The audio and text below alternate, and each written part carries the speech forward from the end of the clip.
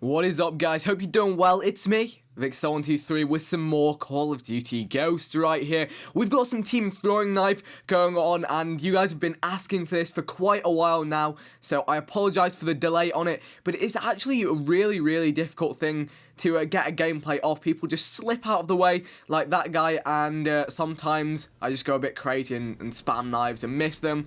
So this was actually quite an early game on in the session, so I wasn't completely warmed up. It's not the cleanest game, it's a little bit messy, but the strategy was alright, which meant we were able to win the game. But these are incredibly difficult to pick up wins on. People on Call of Duty Ghosts do seem to try a lot harder than they did in previous games.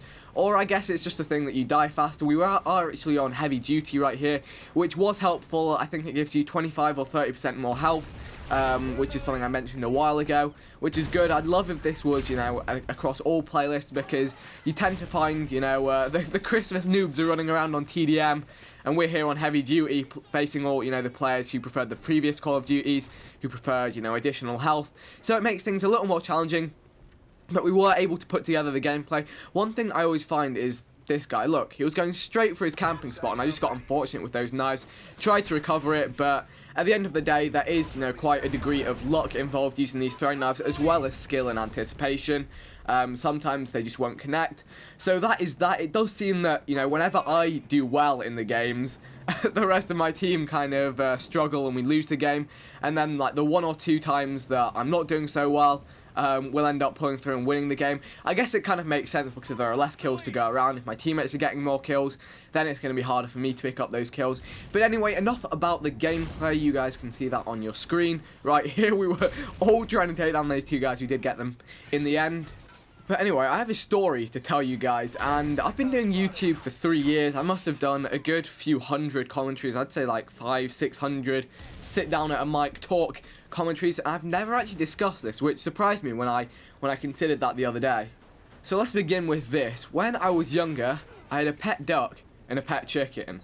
Yeah, that's right. Yeah, like as in like a duck, like quack, and a chicken, like cluck, cluck, cluck, cluck.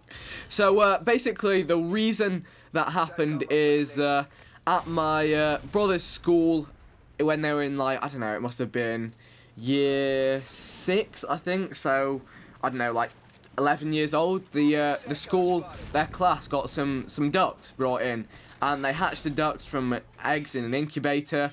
And the ducks were imprinted. I'm not sure if they were studying imprinted or something. Probably not. I think the school just did it for the sake of doing it.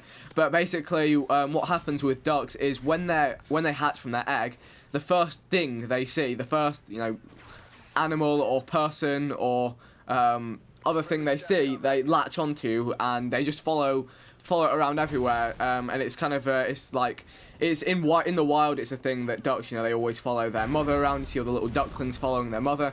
But if it's just a person who's there, they latch onto that person, and they'll just follow them around, walking everywhere. And it's the cutest thing. You've probably seen like a YouTube video of it. There are a few viral videos of just little ducklings following people around. And everyone in the class got to take the ducks home for the weekend. So during the week, they looked after it in the class. Then they got to take it home during the weekend. And me and my brother was like, oh my god, this duck is so cool. And we were like, we don't want to take it back. It was awesome. Like, it would just swim around in a paddling pool and whatever. It was just it was like duck bro. Just really chill duck. Like, pretty chill. So then a few years later, we were like, we want to get a pet. And I don't know where my parents got the idea to get us a duck, but it was cool. It was really cool. And they went up to the local farm, like, do you have any ducks, for sale, to have as a pet? And they were like, yeah, sure, we have this duck here.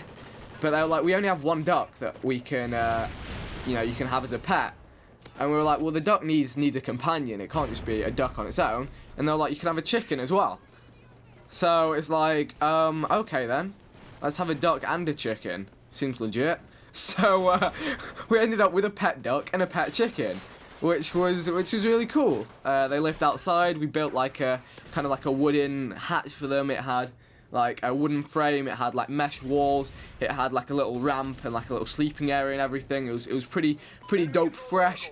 We let them, the duck would swim around in the paddling pool, all that good stuff.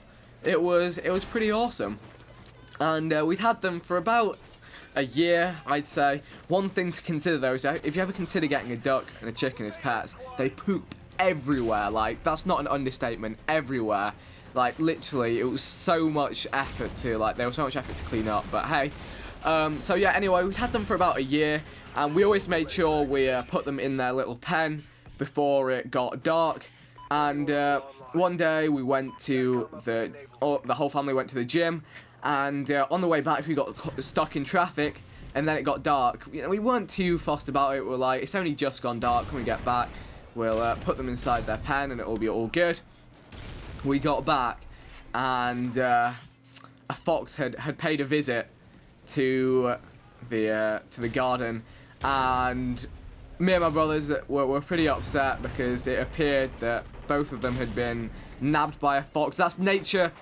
That's what happens. There were feathers everywhere. It looked like there'd been some sort of a struggle, and that was pretty much that. However, it was about 5 weeks later. I went on a school trip to the local farm, and there was a duck there, and I was like, I'm sure that's my duck. And I shouted the duck's name, Chocolate, and it came over. It walked over to me. I was like, where did you find this duck? I asked one of the people who's working there. They're like, oh, someone on the same road that I live on had phoned in a few days ago and said, there's one of your ducks has escaped. It's in our garden. Can you come and please take it back?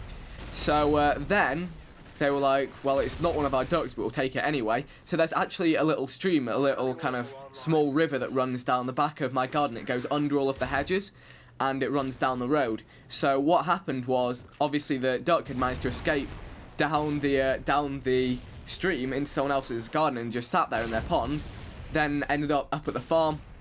And the thing is, once I got to the farm, once we realised, we didn't really want to bring it back because it would be traumatised. It lost its best friend, the chicken.